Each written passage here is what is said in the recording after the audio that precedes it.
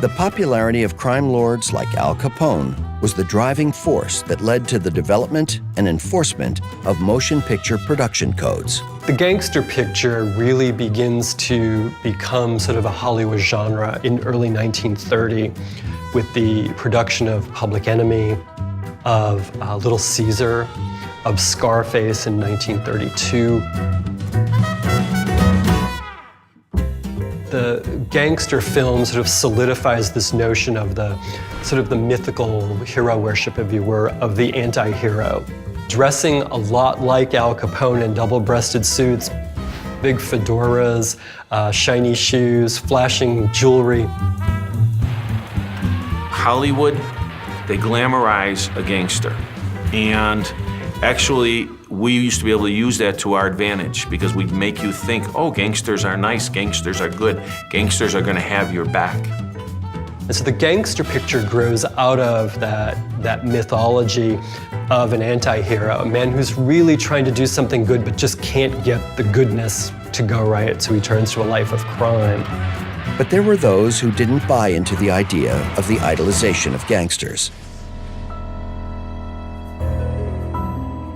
From the time of silent films, many Americans felt that the movie industry was morally questionable, and glamorizing criminals only added fuel to the fire.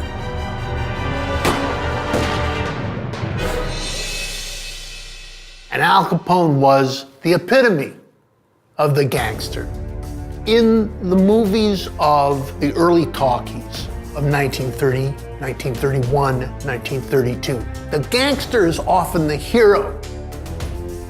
Starting in 1933 with the war on crime begun by the Roosevelt administration and the administration of something called the Hays Code in Hollywood, which said the gangster can't win, the gangster's gotta lose. It's not the gangster who can be the hero or even the anti-hero anymore. It's gotta be the G-man, the government man. The gangster can no longer triumph in any way, shape, or form. He's gotta die. The Hays Code would stand until the late 1960s, and the films after that would once again elevate the gangster to legendary anti-hero status. We all get this visceral thrill from stories about gangsters, be they fictional gangsters or real-life ones. You want to root for them even though you're not supposed to. And I think that's why the gangster film has continued to this day to be sort of a popular mainstay.